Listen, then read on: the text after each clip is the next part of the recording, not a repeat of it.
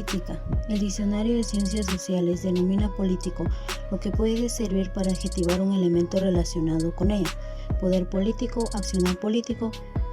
Por su parte, el DRAE la denomina como el arte de gobernar a los pueblos y la adjetivación antecitada como algo relativo a la política. Educación puede definirse como el proceso de socialización de los individuos.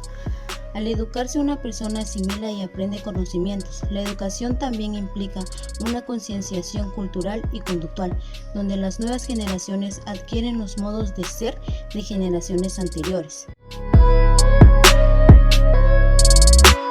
El Estado es el motor de toda política educativa por tratarse de la realidad política por antonomasia.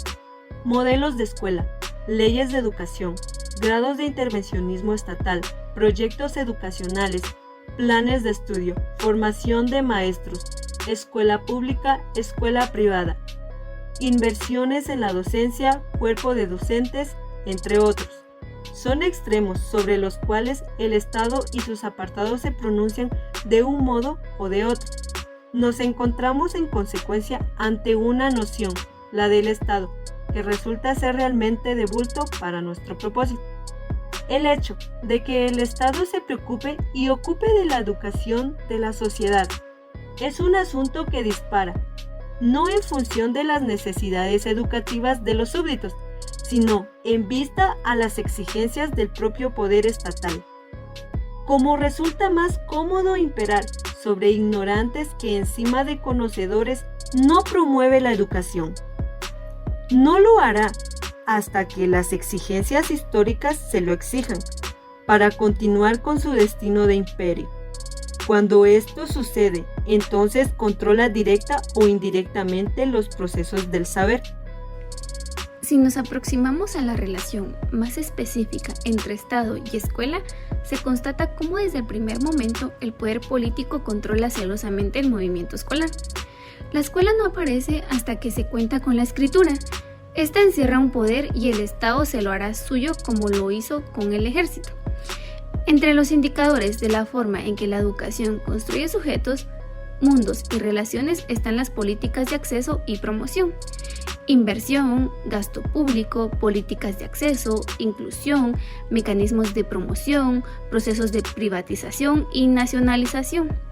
Son todos temas educativos, pero son también temas políticos y económicos. Podríamos parafrasear un dicho popular diciendo: dime qué políticas de acceso a la educación promueves y te diré qué tipo de sociedad tienes en mente.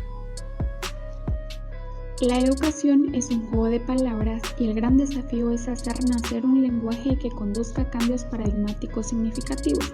Se pueden fundar mundos, mediar esperanzas, acompañar proyectos, crear significados, se puede aprender y desaprender. Se puede entrar en mundos simbólicos que ya existen, por ejemplo, la familia, las creencias religiosas, la región en que vivimos, y se pueden también crear nuevos mundos. Se han abandonado algunos paradigmas y se han adoptado actitudes positivistas.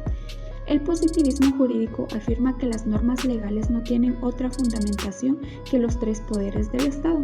Cuando no se dispone de fuerza suficiente para hacer cumplir una ley de educación, esta queda desfundamentada y puede deslegitimizar una ley orgánica de educación.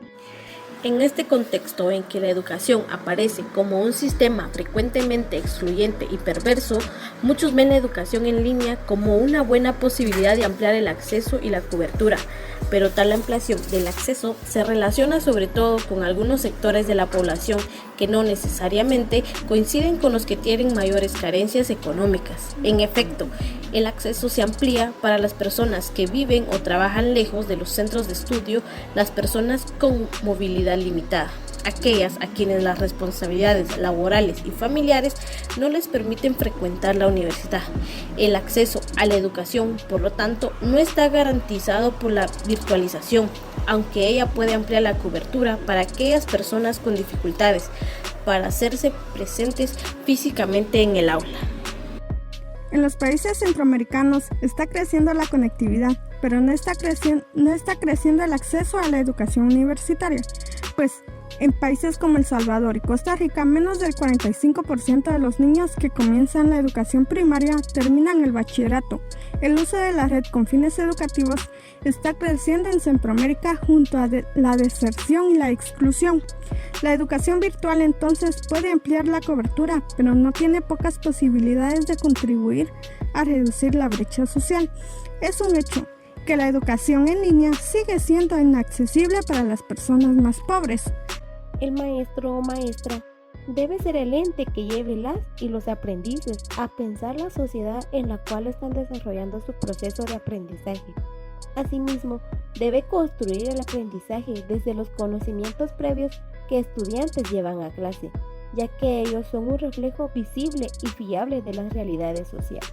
El aprendiz debe construir el conocimiento como un acto político desde la relación con el maestro, para pasar de seres sociales pasivos a seres sociales activos, críticos y pensantes de la sociedad donde se encuentran. La elaboración de un proyecto educacional pues no va a constituir en un ejercicio científico ni siquiera tecnológico, aunque lo hagan realizando trabajos científicos, biológicos, psicológicos, económicos, etc.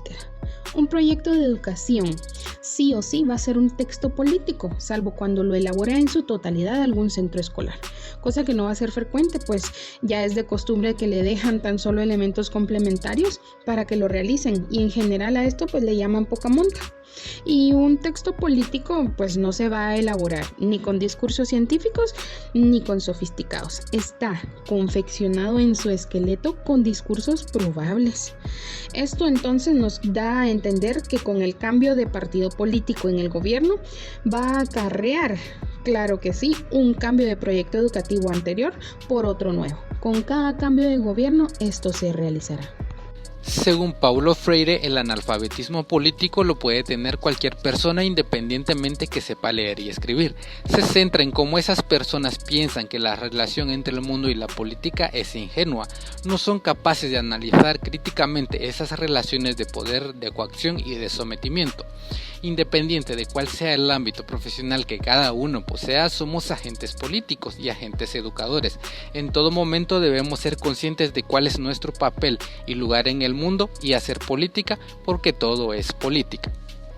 Un país que le apuesta a la educación reduce la corrupción. Un país que no educa a su pueblo incrementa la corrupción. Preocupémonos porque nuestra tierra sea una tierra más educada. Esa será la única forma en que podamos convertir a nuestro país en una cultura más abundante y próspera.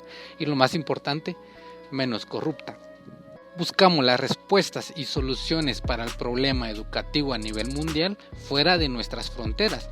Un problema que conforme pase el tiempo y mientras siga el mismo sistema educativo, seguiremos afectando a nuestras generaciones.